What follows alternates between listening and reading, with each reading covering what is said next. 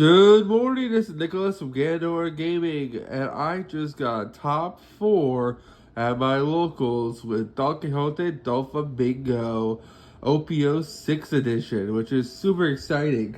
Blue Dolphy is a wholly slept on leader. No one's touching this leader since OP02. And to be honest, they're not going to still touch him until OP07 when he gets his new support. And even then, in the OCG, they still haven't really experimented with him. So I think this leader is highly slept on. And I think it only gets better once we get set 7. But I think the deck is still highly playable in set 6 with the new additional blue cards that we got that boost this archetype to a whole new level. I was hoping to play a different archetype in OP06 just because I've been playing Blue Dolphy so long in my locals that eventually people are just going to catch on how to beat this deck. But I don't have my Perona or my Reiju deck correct yet. And I just felt like with double attack Yamato running around, I felt like I should play a deck I'm comfortable with, and this is it. And I'm really happy how my results were. I went against a Zoro player, a Gecko Moria player, and I also went against a Nami player, which was pretty solid. So let's get straight into this. So first things first, is we are playing the blue Don Quixote Doflamingo leader. We all know what he does. If you don't know, you put 2 Dawn on him, rest 1 when attacking. Review the top card of your deck. If it's 7 Warlords of the Sea with 4 less costs, you play it rested. He's basically the original Gecko Moria. While we play from the top of our deck, they play from graveyard, but they have a trash one, we don't.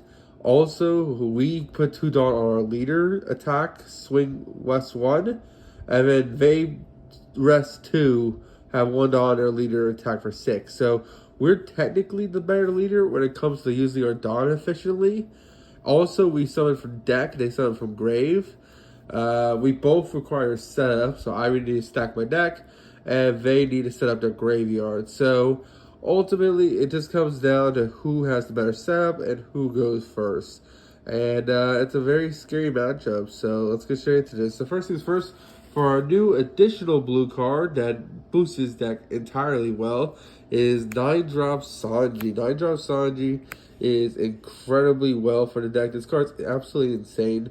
The whole point of our deck is to stack our deck, and then so we can always summon our 7 Warlords of the Sea. But because we're already stacking our deck initially, this card is custom built for Doflamingo. The simple fact that this card says, hey, on play, reveal the top card of your deck, and then if it's a 9 or less cost, you just get to play it. It's absolutely insane. You can summon some really powerful monsters with this Sanji. And there's only 6 targets in the deck that this card does not summon anything, which does not happen because the ratios are just too well. And you're always stacking your deck, so you're always in a good spot. So absolutely play 3 of this guy. He is insane. He is your new boss monster in the deck because he helps you set up your other boss monster, that being Draco Mihawk. Draco Mihawk is still an essential 3 of in the deck. This guy removes any 7 or less character on play, which is absolutely insane. This card removes 7-drop Big Moms, 7-drop Eustace Captain Kids, 7-drop Hody Jones. This card gets rid of a lot of annoying cards in the current meta, and he's just a really great tempo swing. Going into Sanji, into Mihawk, is just great tempo. Summoning out 2 9Ks for the cost of 9 Dawn is just absolutely incredible. For our last big guy we're playing is 3 Amaki. I said 4, it's 3. 3 Amaki. This guy is pretty solid as well. Simple fact that he's an 8K blocker. He's the biggest blocker in the entire game. Also, he has the effect where you can trash a card from your hand or return a 2 or less character to the bottom of their owner's deck. And then this guy gained 3,000. So not only is he just a really powerful blocker, but if you need to push for game with him, he becomes 11K if you use his ability, which is pretty insane. So he's just a great card in general. That is it for our big dudes. Let's talk about our other spells. If you notice, we're going 9, 9, 8. Let's go into 7 now, because for 7 drops, we are playing Gravity Blade Tiger. This card is absolutely insane. This was Borsalito's slot, I'm not going to lie to you, but I feel like this is just better Borsalito. My original deck profile I did last week, I had Borsalito here instead of Gravity Tiger, but ultimately, I think Gravity Tiger hits more cards. Borsalito only bottom decks a 4 or less. This card bottom decks 2 6 or lesses, which is just insanely good. And I felt like Borsalito wasn't hitting enough to fit the slot anymore, so I took him out.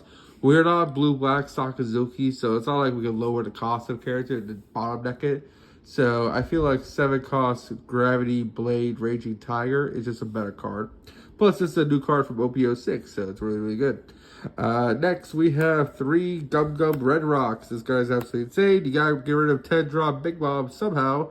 This card literally just says for the cost of 6 dollars, place an opponent's character at the bottom of the deck. It's pretty insane. Next, for our 5 costs, we're playing 4 X-Drakes. Now, X-Drake is debatably good in his deck. He's solid. He's a 5 cost blocker, 6k, 1,000 counter, that says, hey, look at the top 5 cards of your deck and stack them in any order. In my original build last week, I was playing Duval. Sadly, the blue-green Sazi structure deck was already sold out by the time I got off work, so I do not have access to Duval. But this card is arguably better because Duval is a 2 cost that only looks at the top 3 and he's a blocker. This is looking at the top 5 and he's a blocker, so it's harder to get rid of him per se. But it's debate. They both have their pluses and minuses. Duval requires less dot. He's a 2 cost, so you could play him on turn 2 or turn 3 and just be able to stack your deck if you don't have access to Perona or Dolfy. But at the same time, this guy's a bigger blocker, and he also stacks your deck, so he's hard to get rid of. Also, you could use him as a beat stick if you have to. So they both have their pluses and minuses. Right now, I just play X-Drake. He did the job yesterday, so I can't complain. Now for our 7 Warlords cards, because so far we've only seen Mihawk. We are playing 4 Gecko Moria. Gecko Moria is an insane 4 cost. He is a vanilla, but we can summon him off Dolphy's ability, and he is just a 4 cost 6,000, which is pretty good because he definitely puts the pressure on your opponent, and he's just a really good vanilla in general. Next, we have the other Gecko Moria. This Gecko Moria is absolutely insane. This Gecko Moria will always be a meta 4 of the deck. The simple fact that this card on play adds a 7 Lords of the Sea or Thriller Bark's Pirate character with 4 or less from your trash is absolutely insane. The only thing he can't add is the other Gecko Moria or himself. But that doesn't matter because you can add back your Peronas, you can add back your Dolphys, you can add back your 2K Mihawks, you can add back anything. This card is absolutely incredible and is a must-have 4 of. Speaking of must-have 4 ofs, Draco Mihawk. He's our only 2K in the entire archetype, and he's our only 2K in his whole deck. So using his effect to bring him back is absolutely essential to win a game, especially with yellow-green Yamato running around. You're going to want to summon out multiple Gecko Morias to add back multiple Draco Mihawks, because this card is really essential. Also, it's not bad to summon. 1 Dawn, when attacking, you draw 2, trash 2, he mulligans 2, which isn't bad. Next, we are playing 4 Bartholomew Kumas. Kuma is a solid blocker. He's still the OG. He's solid. Basically, he's just a generic 4 cost, 5,000 blocker. And when he dies, he summons out a Pacifista with 4 less for the hand. We're not playing any Pacifistas, so he's just a vanilla. He's just a solid card in general. He's good. He's good. There's nothing wrong to complain about him. He's vanilla. What can we say? Talking about good cards, though, we have 4 Boa Hancock. This card is insane. This card, since OP01, has always been playable and always been insane for the simple fact that not only is it a blocker with 1,000 counter, 5,000 attack, but when this card attacks or on block, if you have 1 Dawn attached to it and you have 5 or less in hand, just draw 1, baby. This card is really, really good. You do need to be careful with your stacking ability, though. You can stack your hand thinking you won't be able to draw a card, then put a Dawn in this card and realize, oh shit, it's going to ruin my stack. So you do got to be careful with this card, but if you do it correctly, it even helps out your stack. Because the good thing about the Dolfy is that yes, you are not drawing cards most of the time, but because you're stacking and you're only summoning off the leader's ability, he's technically drawing through your deck because he keeps summoning cards from the top of your deck, and that's how you're just speeding through it. This card definitely also helps you out with that, which is really, really good. Next, for our last 4 costs, we're playing 3 Charlotte Pudding. This card is another new card in OP06. This card is stupid. Basically says, hey, on play, your opponent mulligans their hand and they draw new 5 cards.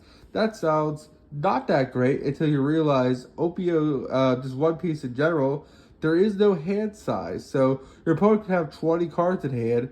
You play this Charlotte Pudding, they shuffle their whole hand back into their deck and then they draw 5. You just hand ripped them for 5 cards, and they don't even know what their new hand's going to be. They've probably been setting up their whole hand this whole time to beat you, and then you just went mulligan their hand away. Good luck with you, and just ruin their day. So this card is absolutely incredible, and it's just a really great 3-of for the deck. Not to mention, if you're going against a deck like Blue Dolphy, they're trying to stack their deck too. This card, because it shovels them back in the deck, ruins their stack as well, which is absolutely insane. So going against another blue player like Reiju, Ivankov, Crocodile, or Queen, all those leaders stack their decks, so this card kind of ruins their day as well. Finally, we're playing 4 Don Quixote Dolfy blocker. This card's still essential. This guy's a 3 cost, 4,000 attack. Basically on play, look at the top 5 cards in your deck and stack them in any order. This card's always been great, always will continue to be great, and there's nothing wrong with this card. And then finally, we're playing the 4 Perona because this card is the only Thriller Bark Pirate besides, of course, the Gekomorias. That is just insane. 1 cost, look at the top 5 cards in your deck and replace them in any order. This is how you get your whole turns going. You want to go first. You want to see Perona. You want to summon her and stack your deck the way you want, and then go from there. So that is it for the deck profile. I hope you all enjoy.